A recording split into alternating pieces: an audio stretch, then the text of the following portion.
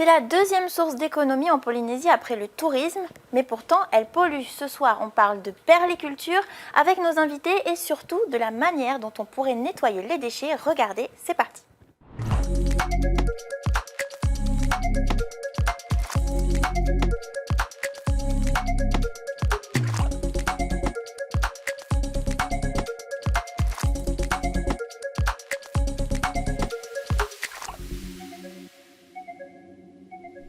Yorana Tiarei. Yorana. Alors ce soir avec toi on va parler de perliculture, c'est donc la deuxième source d'économie ici au Fénois après le tourisme, mais ça pollue. On estime à plus d'1 millier de déchets rejetés par an chaque année donc dans nos lagons. Il y a des lignes, des cordages, des casiers. Vous proposez un système automatisé de collecte de ces déchets, c'est ça?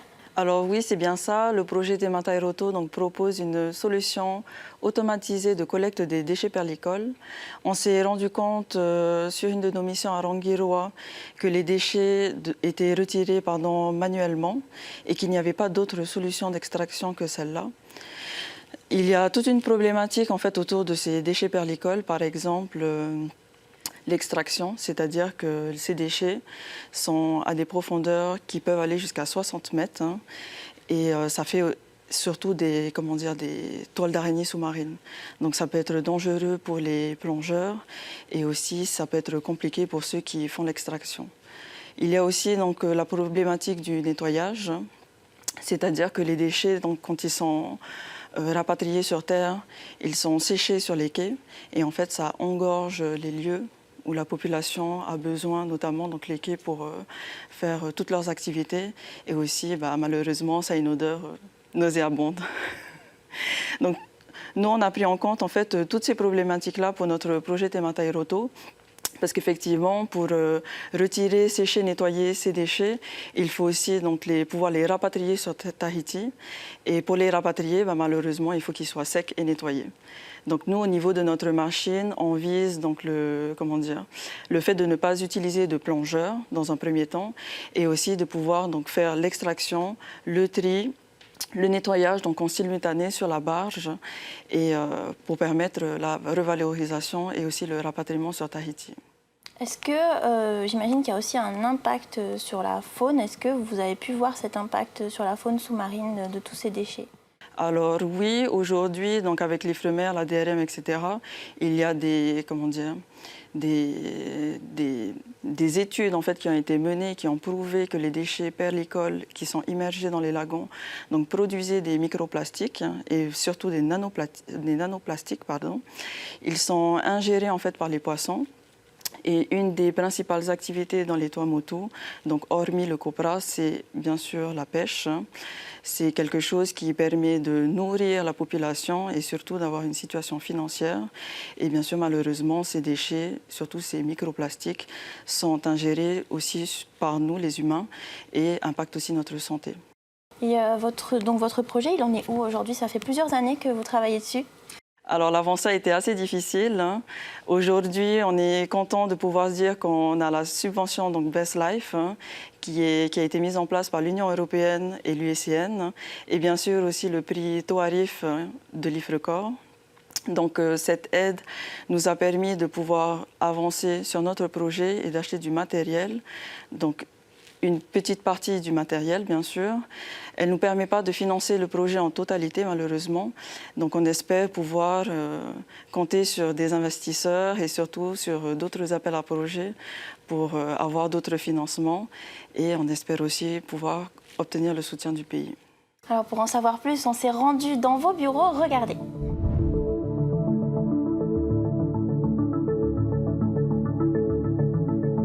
On se base sur une détection qui va se faire grâce à notre sonar qu'on équipe sur notre ROV, qui est un mini-robot sous-marin. Ensuite, l'extraction se fait mécaniquement et automatiquement, on va avoir simultanément le tri et le nettoyage des déchets qui sera sur la barge, avec aussi un stockage localisé autour de la barge pour permettre moins de déplacement entre le quai et la zone d'étude. On ne va pas toucher les lignes qui sont au fond, pour pas justement déranger l'écosystème du fond. Et du coup, avec ce norme un grappin, on va pouvoir remonter les lignes à leur surface et les extraire, du coup tirer avec un très gros treuil qui est du coup mécanique. Une fois qu'ils seront du coup triés, nettoyés et stockés, on va les ramener au quai du village principal pour ensuite pouvoir les rapatrier sur l'île de Tahiti. L'objectif principal, c'est de faire une réutilisation de déchets. Et si ces déchets ne peuvent pas être réutilisés selon l'état d'usure, du coup, on va plutôt viser sur une revalorisation. Du coup, aujourd'hui, nous, notre cœur de métier, c'est plutôt l'ingénierie marine, mais on est en contact avec des spécialistes de revalorisation des déchets plastiques, avec qui on travaille pour essayer de trouver des solutions de revalorisation. On a été très bien accueillis par la population et aussi le Tavana. Et c'est en discutant avec les habitants qu'on a pu voir à quel point les habitants ils sont très conscients de l'enjeu environnementaux. Et du coup, c'est notamment grâce à la réunion publique qu'on a eue avec la population où on a pu montrer la cartographie de Takaroa que j'ai ici devant moi. Et on a pu discuter des zones où nous, on pourrait intervenir, donc pour ne pas perturber les activités des habitants et de plutôt viser une zone qui n'est pas utilisée, où il y a aussi des déchets perlicoles et qui répondait aussi à nos critères d'intervention.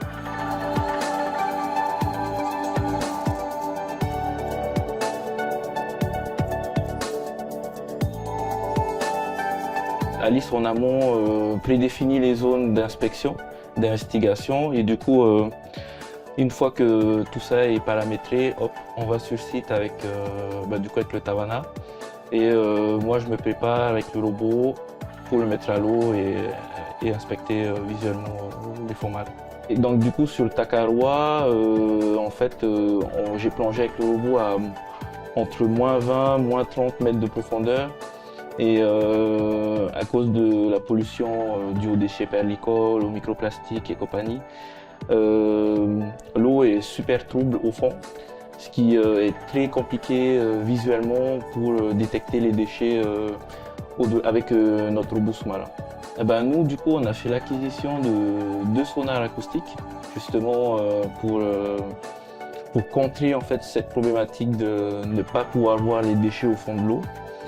Donc c'est un sonar qui envoie des ondes acoustiques sous l'eau et au travers d'un logiciel spécifique qui est installé sur mon ordi, je peux voir en temps réel en fait ce qui est autour de moi, l'environnement que j'ai autour de moi, sans forcément avoir besoin de pouvoir voir visuellement à la caméra ce que je vois au fond de l'eau. Ce robot sous-marin peut inspecter jusqu'à 100 mètres de profondeur. Nous avons de quoi l'upgrader pour pouvoir faire des inspections jusqu'à 300 mètres de profondeur. Et du coup, il y a une grosse différence entre un robot sous-marin et un plongeur conventionnel. Un plongeur conventionnel, lui, il sera limité dans le temps parce qu'il ne pourra pas rester trop longtemps au fond de l'eau. Alors que le robot, lui, c'est jusqu'à ce que je n'ai plus de batterie et c'est bon. Mais après, j'ai 3 batteries. Et je peux enchaîner au moins jusqu'à 6-9 heures d'inspection d'affilée sans souci.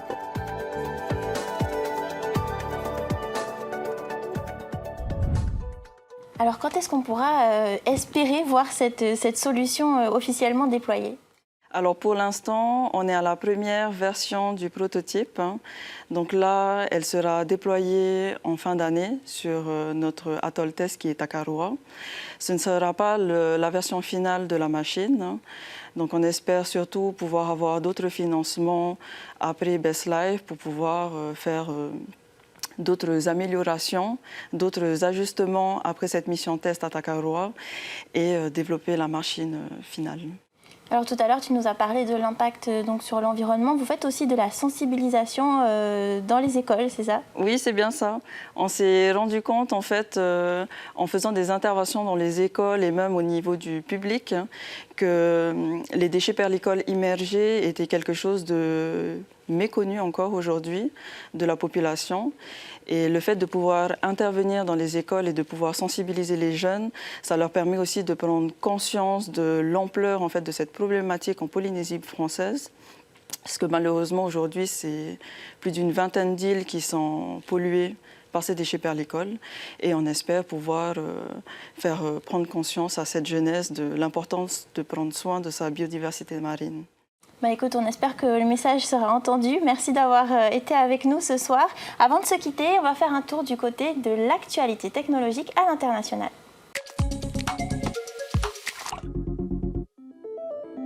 Le Mexique a lancé des poursuites contre Google pour avoir changé le nom du golfe du Mexique en golfe d'Amérique pour les utilisateurs de l'application Google Maps aux États-Unis. Dès le 20 janvier, premier jour de son retour à la Maison-Blanche, Donald Trump avait signé un décret changeant le nom du golfe du Mexique en golfe d'Amérique. La Chambre des représentants a adopté le 8 mai un texte pour officialiser ce changement. L'intelligence artificielle se propose à partir d'une simple photo de vous révéler l'âge de vos cellules. Les scientifiques estiment en effet de plus en plus que l'âge biologique, c'est-à-dire l'âge de vos cellules, diffère de l'âge chronologique, soit la durée d'existence d'un individu. Dans une étude publiée dans le Lancet Digital Health, les chercheurs estiment que Face Age pourrait aider les médecins à déterminer la capacité réelle d'un patient à supporter sans risque des traitements lourds. Merci d'avoir suivi ce numéro de Métafénois. On se retrouve la semaine prochaine. En attendant, restez connectés.